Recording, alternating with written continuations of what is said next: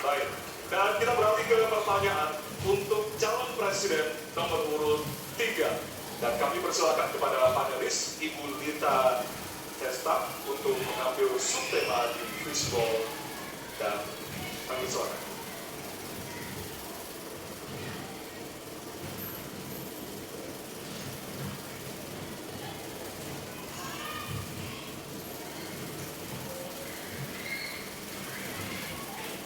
Ya, dan untuk temanya adalah pemberantasan korupsi. Baik, selanjutnya kami persilakan kepada panelis Bapak Mades Sukmajati untuk mengambil pertanyaan dari Fishball. Silakan Bapak. Ya. Pertanyaan huruf C. Baik, kita akan menuju ke pemberantasan korupsi dan pertanyaan C. Ya. Dari amplop C, Bapak Ibu, masih tersegel. Kita akan buka.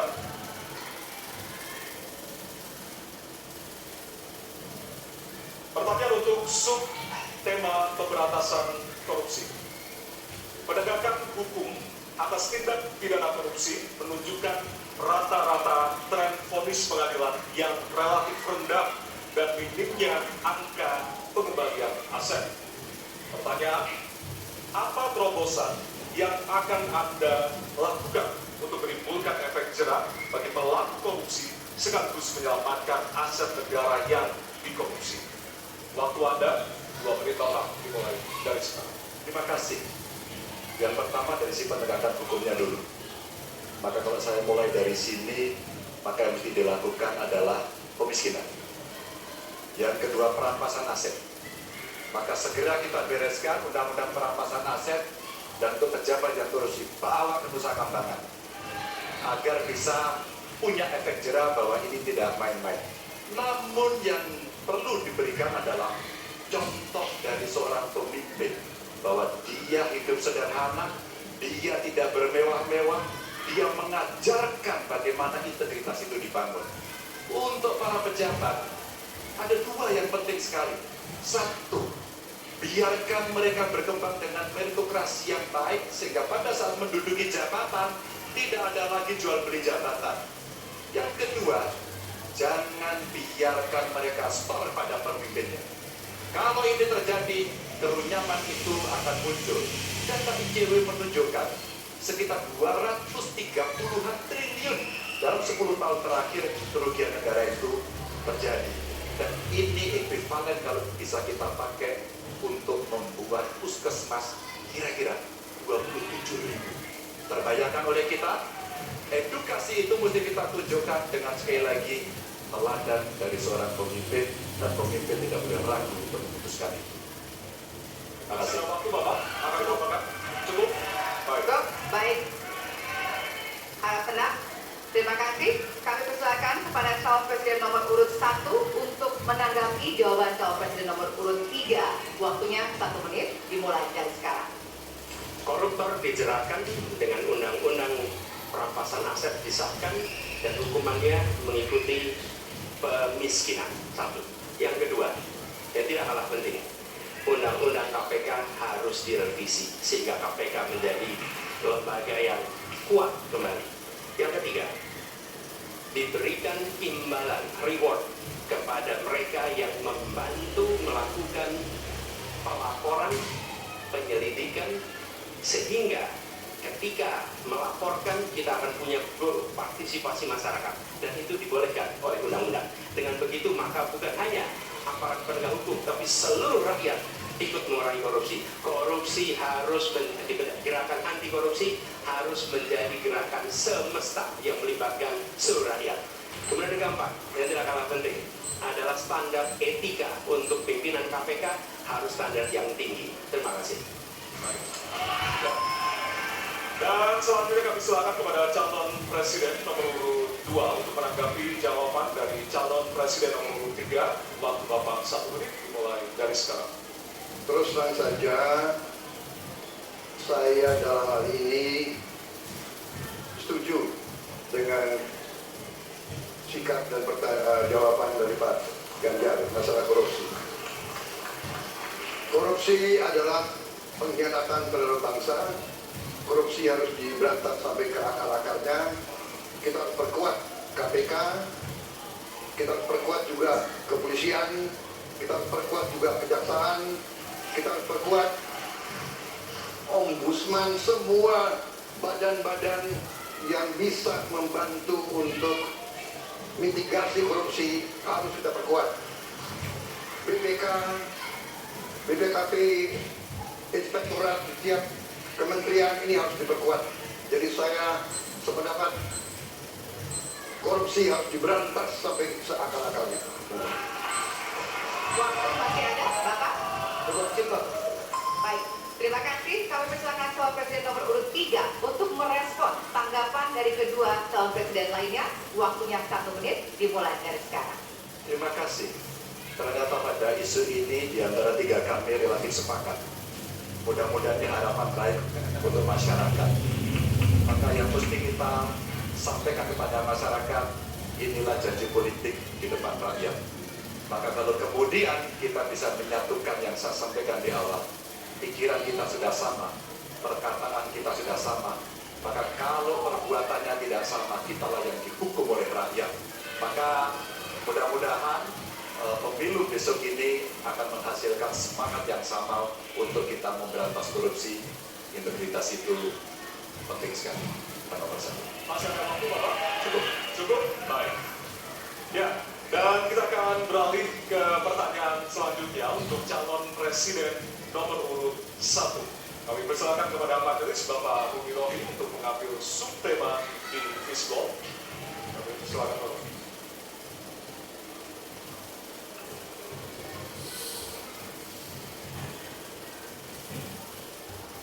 Diperlihatkan kepada kami semua, Bapak. Apa? Baik, temanya adalah penguatan demokrasi. Baik.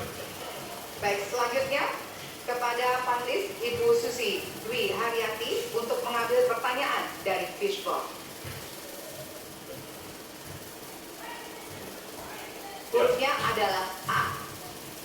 Penguatan demokrasi dengan amplop A. Baik. Masih tersegel, Bapak Ibu? Kita akan langsung buka.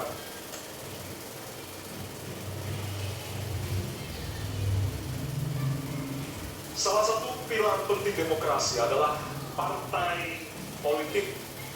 Namun kepercayaan publik terhadap partai politik di Indonesia selalu rendah. Pertanyaan, apa kebijakan yang akan Anda lakukan untuk melakukan pembenahan tata kelola partai politik? Waktu untuk menjawab 2 menit, dimulai dari sekarang. Saya rasa lebih dari sekedar partai politik, rakyat tidak percaya kepada proses demokrasi yang sekarang terjadi. Itu jauh lebih luas dari sekedar partai politik. Ketika kita bicara demokrasi, minimal ada 3. 1, minimal 3. 1 adalah adanya kebebasan berbicara. Yang kedua, adanya oposisi yang bebas untuk mengkritik pemerintah dan menjadi penyeimbang pemerintah. Yang ketiga, adanya proses pemilu, proses pilpres yang netral, yang transparan, jujur, adil. 3. Dan kalau kita saksikan akhir-akhir ini, 2 ini mengalami problem. Kita menyaksikan bagaimana kebebasan berbicara menurun, termasuk mengkritik partai politik. Dan angka demokrasi kita menurun, indeks demokrasi kita.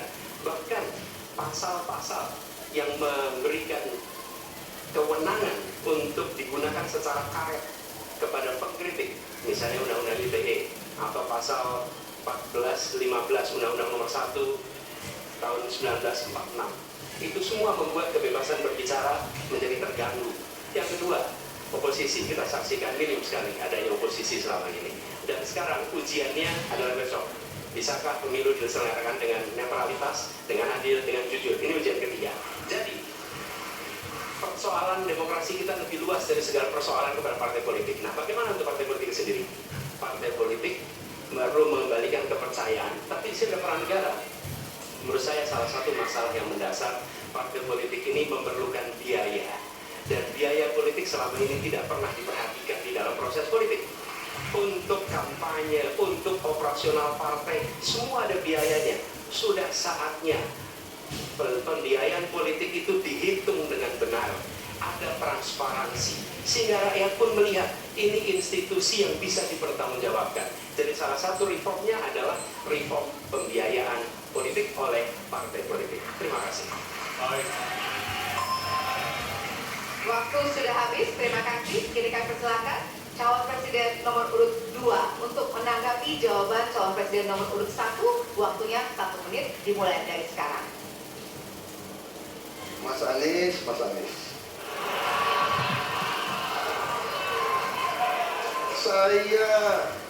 Saya berpendapat Mas Anies ini agak berlebihan. Mas Anies mengeluh tentang demokrasi ini dan itu dan ini. Mas Anies dipilih jadi gubernur DKI menghadapi pemerintah yang berkuasa. Saya yang mengusung Bapak.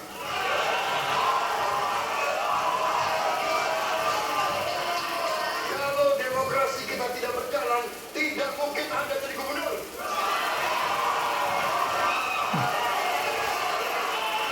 Kalau Jokowi diktator, Anda tidak mungkin jadi gubernur. Saya waktu itu oposisi, Mas Anies. Anda ke rumah saya, kita oposisi, Anda terpilih. Waktu habis, Bapak. Harap tenang. Bapak Prabowo. Baik, para pendukung, kami mohon untuk tenang, para pendukung. Para pendukung, Baik, harap tenang. Kita akan lanjutkan dialog kita. Harap tenang.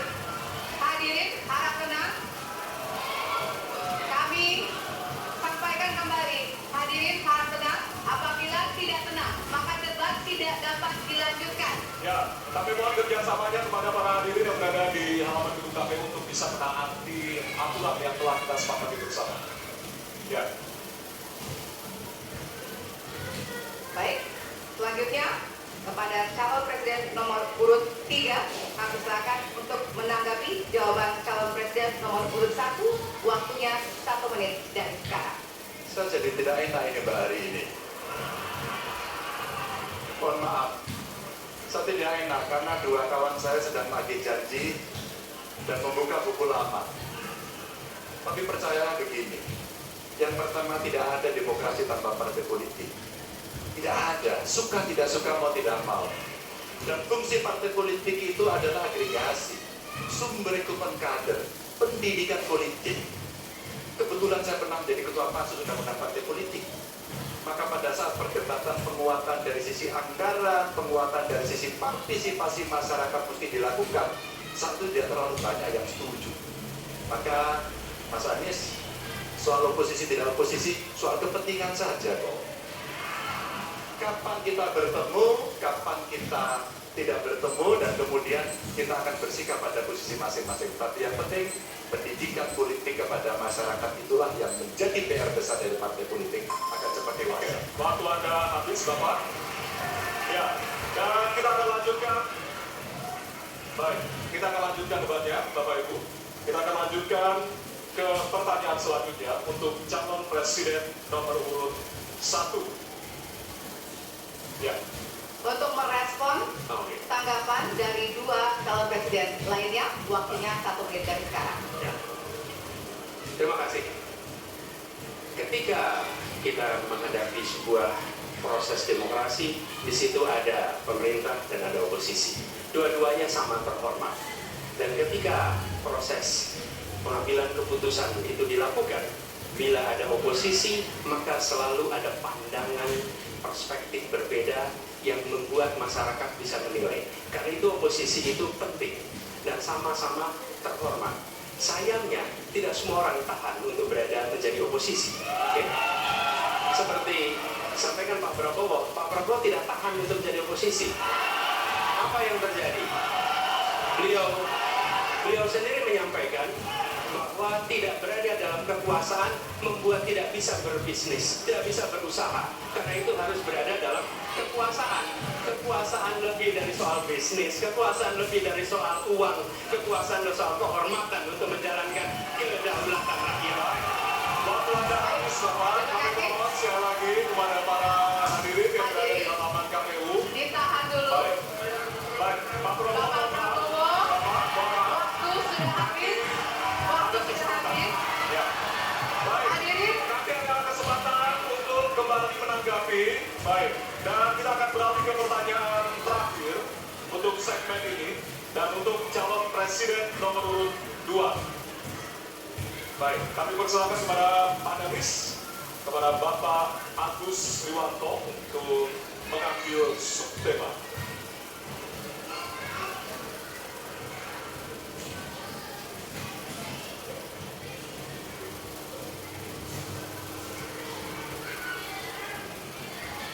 Kami mohon kepada hadirin untuk tenang, untuk menjaga kelancaran debat. Silakan Bapak dipersilakan kepada moderator diperlihatkan. Subtema hukum. Baik. Selanjutnya kami silakan kepada panelis Bapak Wawan Maskud untuk mengambil pertanyaan dari Fishball. Kami persilakan Bapak.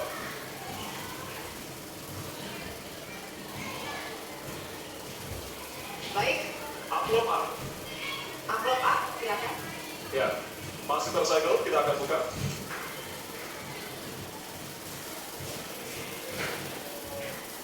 Kita akan langsung bacakan. Konstitusi mengharuskan kekuasaan kehakiman dijalankan secara merdeka. Sementara lembaga kekuasaan kehakiman saat ini cenderung diintervensi oleh cabang kekuasaan lainnya. Pertanyaannya, apakah Anda setuju dengan pernyataan tersebut? Apa alasannya dan apa komitmen Anda untuk menjaga independensi kekuasaan kehakiman? Waktu Anda 2 menit, Bapak mulai dari sekarang. Saya sangat setuju bahwa kehakiman harus independen, kehakiman harus yudikatif, ya harus independen, dan harus kuat, dan tidak boleh diintervensi oleh kekuasaan. Saya sangat setuju itu. Dan saya berkomitmen untuk memperkuat itu. Manakala saya menerima mandat dari rakyat, saya akan memperbaiki kualitas hidup semua hakim-hakim di Republik Indonesia, semua pekerja di sekitar pengadilan, dan semua penegak hukum akan saya perbaiki kualitas hidupnya, gajinya diperbaiki supaya mereka tidak dapat diintervensi, tidak dapat disogok, tidak dapat dikorup. Itu komitmen saya kepada rakyat Indonesia. Terima kasih. Masih ada waktunya Bapak, silakan tambahkan. Cukup. Cukup? Ya. Baik. Baik. Selanjutnya kami silakan kepada calon presiden nomor urut 3 untuk memberikan tanggapan kepada jawaban calon presiden nomor urut 2. Waktunya 1 menit dari sekarang. Terima kasih, komitmennya Pak Prabowo luar biasa. Tapi dalam konteks kekinian, saya terpaksa, mohon maaf Pak ini, terpaksa sekali saya harus bertanya. Apa komentar Pak Prabowo terhadap putusan MK yang melahirkan MK itu? Itu aja. Ditahan dulu Bapak, apakah ada yang ditambahkan setelah itu? Cukup. Cukup? Baik. Selanjutnya, Ya, kami bertegas kembali bahwasannya tidak ada sesi tanya jawab, artinya saling menanggapi, Bapak-Bapak. Kami ingatkan kembali untuk saling menanggapi dari masing-masing calon presiden. Dan selanjutnya kita akan berikan kesempatan kepada calon presiden nomor urut 1 untuk menanggapi calon presiden nomor urut 2 dan waktu Bapak. Satu isi Statement saya, jawab Bapak. apakah saya harus merevisi statement saya kalau tidak boleh? Tidak, nanti kami harapkan untuk saling menanggapi, bukan saling menanya, Bapak. Makanya, apakah saya harus merevisi? Karena tadi bentuknya pertanyaan. Nanti kita akan berikan kesempatan untuk Tidak perlu ya? tidak perlu Pak. Oke, Terima kasih. Ya, kami persilakan kepada calon presiden nomor urut 1. Waktu Anda 1 menit. Ya, jadi ketika saya bertugas sebagai presiden, maka saya akan tegaskan kepada semua yang berada di lingkar judisial bahwa tugas Anda bukan hanya menegakkan hukum, tugas Anda menghadirkan rasa keadilan. Nomor 1, tegaskan itu. Yang kedua, bila terjadi praktek-praktek di mana keadilan tidak hadir, maka negara tidak boleh diam dan mengatakan, itu kan proses hukum, tidak bisa. Justru negara harus mempertanyakan apa yang sesungguhnya terjadi. Dan itulah yang kemudian harus dikerjakan oleh negara, memastikan bahwa proses hukum benar-benar berorientasi kepada keadilan. Lalu pada mereka yang bertugas, tadi disampaikan bahwa harus memastikan mereka memiliki remunerasi yang baik. Ya, itu penting. Dan yang tidak kalah penting adalah semua proses dilakukan secara transparan, promosi transparan, kasus transparan, sehingga ada kepercayaan kepada proses pengadilan. Terima kasih. Baik. waktu habis. Selanjutnya kami silakan kepada calon presiden nomor urut 2 untuk merespon tanggapan dari calon presiden lainnya. Waktunya 1 menit dari sekarang. Saya kira mengenai Mahkamah Konstitusi, aturannya sudah jelas. Kita juga bukan anak kecil. Rakyat kita juga pandai. Rakyat kita lihat, rakyat kita tahu. Mas Ganjar, kita tahu lah ya bagaimana prosesnya, ya. Yang intervensi siapa? Ya. Yang intervensi siapa? Tapi intinya adalah kita tegakkan konstitusi, kita tegakkan undang-undang, kita perbaiki yang kurang sempurna, dan kita patuh kepada komitmen undang-undang itu sendiri. Jadi saya kira itu tentang apa tadi disampaikan Pak Anies. Dalam hal ini saya setuju dengan Pak Anies. Waktunya masih ada, Bapak. Saya sependapat kita harus membuat yudikatif kuat, harus ada merit system, harus ada ujian-ujian yang baik. Waktunya Supaya hakim sekarang, itu Bapak. hakim yang Terima kasih atas jawabannya. Sekarang kita kasih apresiasi dari 3 calon presiden yang tentunya sudah saling menanggapi di kesempatan segmen kali ini, dan kami persilakan kepada Bapak calon presiden untuk kembali ke tempat masing-masing. Baik.